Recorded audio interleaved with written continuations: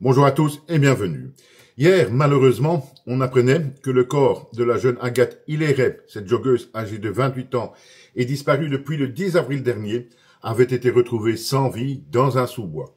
Et que, malgré une autopsie rapidement menée par la justice, on n'avait pas encore pu déterminer la cause de la mort de Agathe Hilleret. Eh bien, il semble, aujourd'hui, selon Jean-Charles Fonbonne, général de gendarmerie, plus de 40 ans de métier, donc quelqu'un qui sait vraiment de quoi il parle dans ce genre de cas.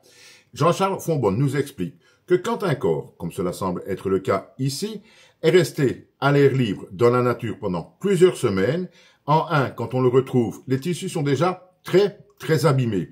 Et surtout, malheureusement également, le corps est déjà entré dans une phase de putréfaction très avancée, et il est alors pratiquement impossible, dit-il, de déterminer la cause exacte de la mort. Mais pour Jean-Charles Fonbonne, on peut par contre exclure, dit-il, la mort par arme à feu, parce qu'il est très rare, nous explique donc toujours ce général de gendarmerie, il est très rare que dans le cas d'une mort par arme à feu, la balle rentre et traverse complètement le corps sans qu'on puisse la retrouver. Or, ici, il n'y a pas eu de balle retrouvée sur les lieux de la découverte du corps de Agathe Hilleret, et donc, au moins, on peut déjà évacuer cette hypothèse d'une mort par arme à feu.